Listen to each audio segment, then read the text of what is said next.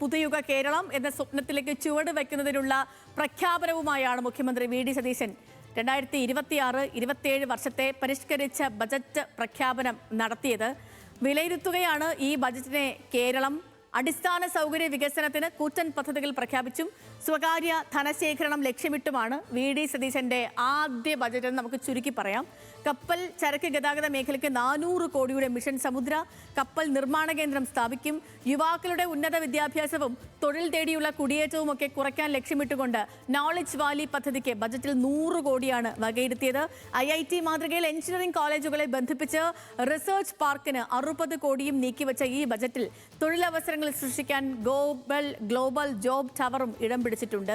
ഒപ്പം മാരിടൈം മ്യൂസിയത്തിന് 50 കോടി ചെലവിടുന്ന ബജറ്റിൽ സതേൺ കേരള ഇക്കോണമിക് കോറിഡോർ പ്രഖ്യാപനവുമുണ്ട്. അപ്പോൾ നമുക്ക് ഒന്ന് വേഗത്തിൽ നോക്കാം. വിസ്മയമോ ബജറ്റ്?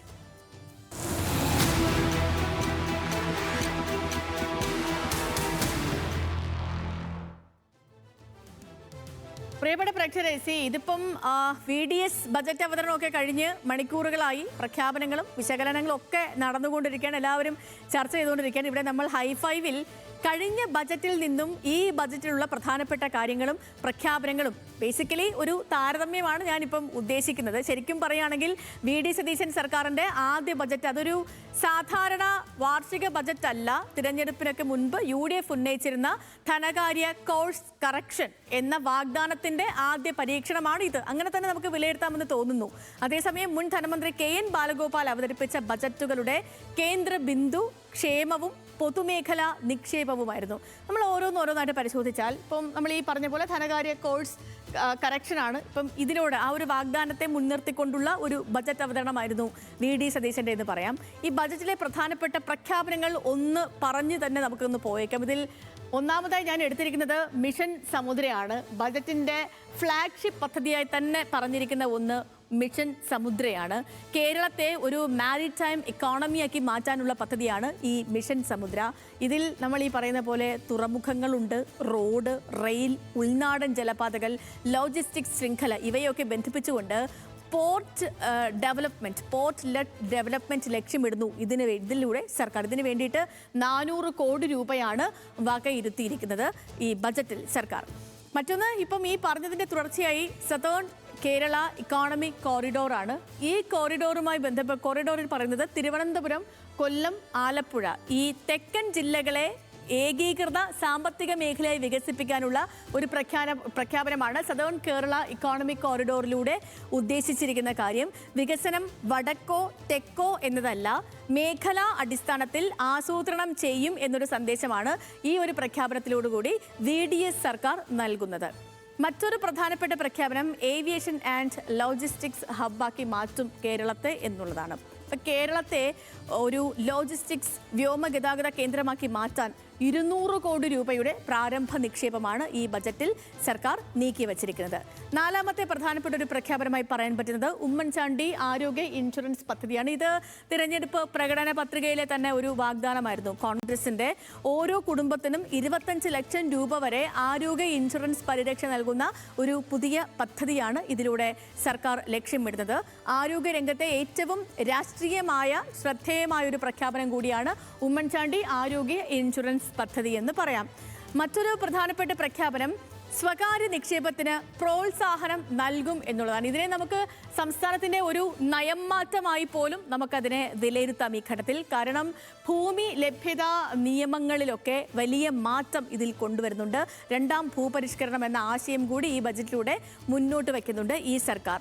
സ്വകാര്യ സാറ്റലൈറ്റ് നിർമ്മാണ വിക്ഷേപണ പദ്ധതിയും ഈ സ്വകാര്യ നിക്ഷേപത്തിന് പ്രോത്സാഹനം നൽകുന്നു എന്ന തലക്കെട്ടിൽ സർക്കാർ പറഞ്ഞിരുന്നു, ബജറ്റിൽ പറഞ്ഞിരുന്നു. അതേപോലെയാണ് സ്പേസ് പാർക്കിന് പ്രത്യേകമായിട്ടുള്ള വകയിരുത്തൽ കൂടി ഈ ബജറ്റിൽ നീക്കി വെച്ചിട്ടുണ്ട്. അപ്പം ഇവയെല്ലാം സ്വകാര്യ നിക്ഷേപ സൗഹൃദ ബജറ്റിന്റെ സൂചനകളായി തന്നെയാണ് വിലയിരുത്തുന്നത്. മറ്റൊന്ന് യുവാക്കൾക്ക് വേണ്ടിയുള്ള പദ്ധതികളാണ്. ഇപ്പം യുവജന തൊഴിൽ എന്ന പേരിൽ ഇപ്പോൾ സർക്കാർ പറഞ്ഞിരിക്കുന്ന കാര്യം ഗ്ലോബൽ ജോബ് വാച്ച് ടവർ എന്ന പദ്ധതിയിലൂടെ വിദ്യാഭ്യാസ നൈപുണ്യ സംവിധാനങ്ങളെ തൊഴിൽ വിപണിയുമായി ബന്ധിപ്പിക്കാൻ ശ്രമിക്കുകയാണ് സർക്കാർ ഈ പദ്ധതിയുമായി ബന്ധപ്പെട്ടുകൊണ്ട്.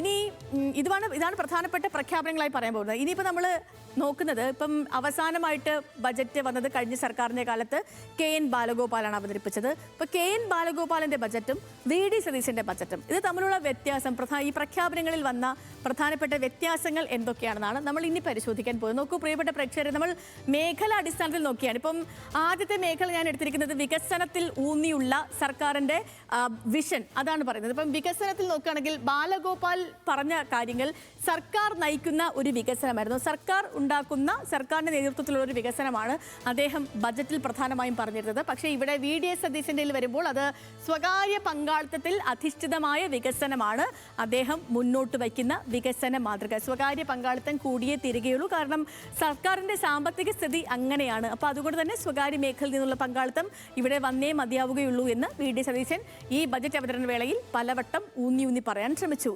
ഇനി പ്രധാനമായിട്ടും കഴിഞ്ഞ സർക്കാരിന്റെ കാലത്ത് KN ബാലഗോപാൽ പ്രധാനമായിട്ടും ഫോക്കസ് ചെയ്തിരുന്നത് ക്ഷേമം കിഫ്ബി വഴി, അങ്ങനെയാണ് ക്ഷേമത്തിനും കിഫ്ബിയുമാണ് പ്രധാനമായിട്ടും ഈ ബാലഗോപാലിന്റെ ബജറ്റിൽ ഫോക്കസ് ചെയ്തിരുന്നതെങ്കിൽ, കേന്ദ്രം ആയിരുന്നത് എങ്കിൽ ഈ സർക്കാരിന്റെ കാലത്ത് സതീശൻ, ധനമന്ത്രി കൂടിയായ മുഖ്യമന്ത്രി VD സതീശൻ ഈ ബജറ്റിൽ പ്രധാനമായും ഫോക്കസ് ചെയ്തിരുന്നത് നിക്ഷേപം, തൊഴിൽ, ലോജിസ്റ്റിക്സ്, ഇതിലാണ് അദ്ദേഹം പ്രധാനമായിട്ടും ഫോക്കസ് ചെയ്തിരുന്ന കാര്യം. ഇനി അടിസ്ഥാന സൗകര്യം ബാലഗോപാലിന്റെ മോഡൽ കിഫ്ബി വഴി തന്നെയായിരുന്നു. കിഫ്ബി വഴി വന്ന വികസനമാണ്. അതിപ്പം ഇതിന് മുൻപത്തെ ധനമന്ത്രിയാണെങ്കിലും തോമസ് ഐസക് ആണെങ്കിലും അദ്ദേഹമാണ് കിഫ്ബി കൊണ്ടുവരുന്നത്. അതിൽ തന്നെ ഊന്നി മുന്നോട്ട് പോവുകയായിരുന്നു കഴിഞ്ഞ സർക്കാരിന്റെ കാലത്ത് ധനമന്ത്രിയായിരുന്ന ബാലഗോപാലും. പക്ഷേ ഇവിടേക്ക് വരുമ്പോൾ ഇവിടെ PPP നിക്ഷേപ സൗഹൃദ സമീപനമാണ്, സ്വകാര്യ പങ്കാളിത്തത്തോടു കൂടിയുള്ള ഒരു നിക്ഷേപ സൗഹൃദ സമീപനമാണ് VD സതീശൻ സർക്കാർ മുന്നോട്ട് വയ്ക്കുന്ന രീതി. അതിനുശേഷം പിന്നീടുള്ളത് ആരോഗ്യമാണ്. ആരോഗ്യ മേഖലയിൽ കഴിഞ്ഞ സർക്കാരിന്റെ കാലത്ത് KN ബാലഗോപാൽ പൊതു ആരോഗ്യ സംവിധാനത്തെയാണ് കൂടുതൽ ഊന്നൽ നൽകിയതെങ്കിൽ ഇവിടെ വരുമ്പോൾ ഇൻഷുറൻസ് അധിഷ്ഠിത സംരക്ഷണമാണ് ഈ സർക്കാർ മുന്നോട്ട് വയ്ക്കുന്ന ആരോഗ്യ മാതൃക.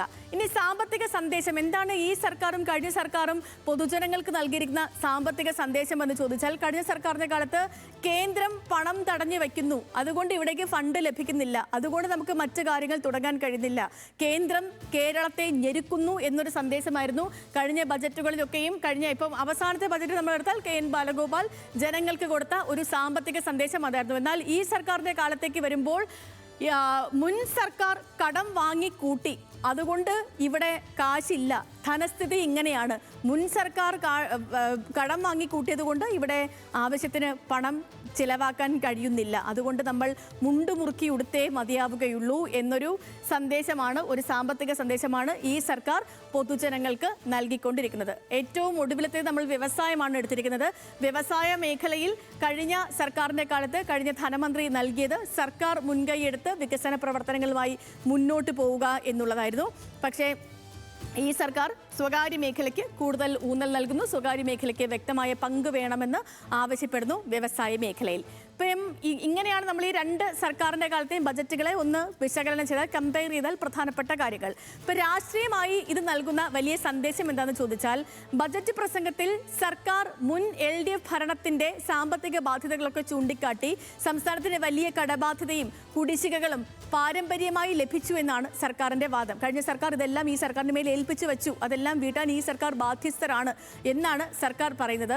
അതിനുമേൽ ധവളപത്രം പ്രസിദ്ധീകരിച്ചുകൊണ്ട് സുതാര്യതയുടെ ഒരു രാഷ്ട്രീയം മുന്നോട്ട് വയ്ക്കുകയാണ് UDF എന്ന് നമുക്ക് പറയാം. മാത്രമല്ല, ഇനി ബജറ്റിൻ്റെ പ്രധാനപ്പെട്ട ഒരു ഫോക്കസ് നമ്മൾ നോക്കുകയാണെങ്കിൽ, പുതിയ വികസനത്തിന് ഒരു നറേറ്റീവ് അവതരിപ്പിക്കാൻ ഈ സർക്കാരിന് കഴിഞ്ഞു.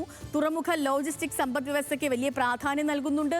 അതിനൊപ്പം തന്നെ നിക്ഷേപവും തൊഴിലവസരവും ഒക്കെ കേന്ദ്രീകരിച്ചുള്ള ഒരു സമീപനമാണ് ഈ സർക്കാർ മുന്നോട്ട് വച്ചത്. ആരോഗ്യ ഇൻഷുറൻസ് പോലെയുള്ള ജനകീയ പ്രഖ്യാപനങ്ങളും ഈ ബജറ്റിലുണ്ട്. ഈ ബജറ്റിൻ്റെ മൈനസ് എന്താണെന്ന് ചോദിച്ചാൽ, ബജറ്റിൻ്റെ ദൗർബല്യം നമ്മൾ ചോദിച്ചാൽ ഒരുപാട് നല്ല പ്രഖ്യാപനങ്ങളൊക്കെ ഉണ്ട്. ഇതുവരെ ഉണ്ടാകാതിരുന്ന കുറേ നല്ല പ്രഖ്യാപനങ്ങളൊക്കെ വരുന്നുണ്ടെങ്കിലും ഇതിൻ്റെയൊക്കെ ഒരു പണത്തിൻ്റെ സ്രോതസ്, ധനസ്രോതസ്, ഇതിന് എവിടുന്ന് പണം കിട്ടും എന്ന കാര്യത്തിൽ ഒരു വ്യക്തതയില്ല.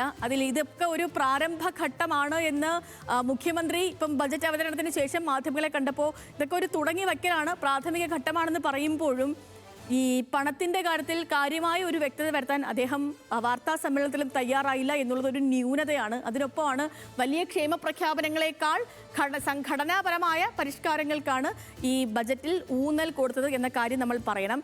അതേപോലെ തന്നെ കിഫ്ബിയിൽ ഒരു വലിയ പൊളിച്ചെഴുത്തുണ്ടാകുമെന്ന് നേരത്തെ തന്നെ സൂചനകളൊക്കെ ഉണ്ടായിരുന്നതാണ്. പക്ഷേ ഇപ്പം ഈ ബജറ്റ് അവതരണം കഴിയുമ്പോഴത്തേക്ക് നമ്മൾ നോക്കുമ്പോൾ കിഫ്ബിക്ക് പകരം എന്ത് എന്ന കാര്യത്തിൽ ഇപ്പോഴും ഒരു വ്യക്തത ഇല്ല. കിഫ്ബിയെ കാര്യമായിട്ടും പ്രോത്സാഹിപ്പിച്ചിട്ടില്ലെങ്കിലും കിഫ്ബി അല്ലെങ്കിൽ പിന്നെ എന്ത്, അക്കാര്യത്തിൽ ഒരു വ്യക്തത ഈ ബജറ്റ് അവതരണത്തിൽ ഉണ്ടായിട്ടില്ല. മറ്റൊന്നെന്ന് പറഞ്ഞാൽ നിക്ഷേപം വന്നാൽ മാത്രം തൊഴിൽ സൃഷ്ടി എന്ന വാദം പ്രതിപക്ഷം ഉയർത്തും എന്ന കാര്യത്തിലും തർക്കമില്ല. അപ്പം ബാലഗോപാൽ ബജറ്റ് ക്ഷേമവും പൊതു നിക്ഷേപവും കേന്ദ്രീകരിച്ച ഒരു മോഡലായിരുന്നുവെങ്കിൽ സതീശൻ ബജറ്റ് നിക്ഷേപവും തൊഴിലും ലോജിസ്റ്റിക് സമ്പദ് വ്യവസ്ഥയും കേന്ദ്രീകരിക്കുന്ന ഒരു ബജറ്റാണ് മുന്നോട്ട് വച്ചത്. ഒരു ചോദ്യം മാത്രമേ ഉള്ളൂ, പ്രഖ്യാപിച്ച നിക്ഷേപങ്ങൾ യാഥാർത്ഥ്യമായി കേരളത്തിലേക്ക് എത്തുമോ എന്നുള്ളത്.